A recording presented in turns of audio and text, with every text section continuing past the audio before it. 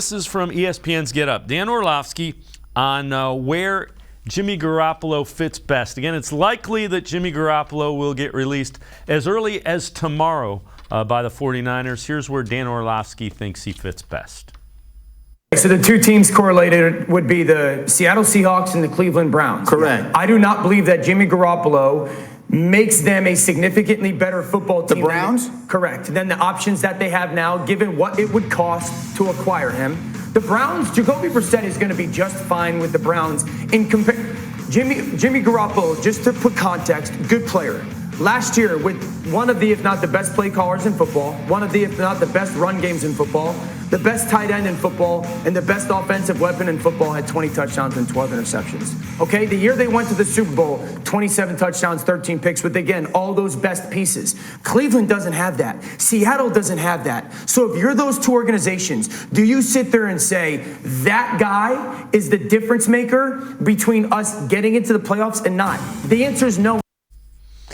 Tyvis, the one thing I would say is the Browns' running game is probably better than the 49ers, especially this year because that line is a little bit of a mess.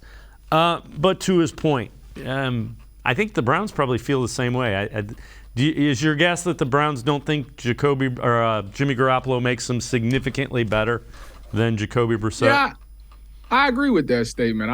I think, first of all, you have to see what you got in Jacoby Brissett. If everybody remembers, back when Andrew Luck retired and Jacoby Brissett just immediately became the starter for the Colts, I mean, he had less weapons than he will have in Cleveland next year, and he was still able to win games. So I think that's kind of why they went after him to begin with, because they knew Deshaun Watson was going to receive some type of suspension, and they needed a guy who could go in there and get things done. And when you think about Jacoby Brissett, this is a guy, after watching him in this final preseason game, the questions that I had was, does he have velocity on the ball? Does he have zip on his ball? And he answered those questions. I mean, he took a deep shot to Schwartz, which was a good throw. He was zipping them in between defenders. So I think that seeing that it made me very confident that he can at least get things done. Now, granted, they will be leaning heavily on Nick Chubb and Kareem Hunt, but the play action should open up. That's how Kevin Stefanski does his pass plays anyways.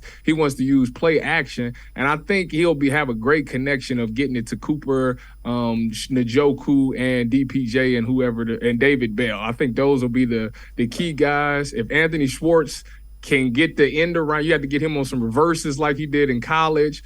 Or maybe, one of these days he will catch on and be able to catch those deep balls. But after watching this offense, I'm confident that Kevin Stefanski will put him in situations that he can excel in.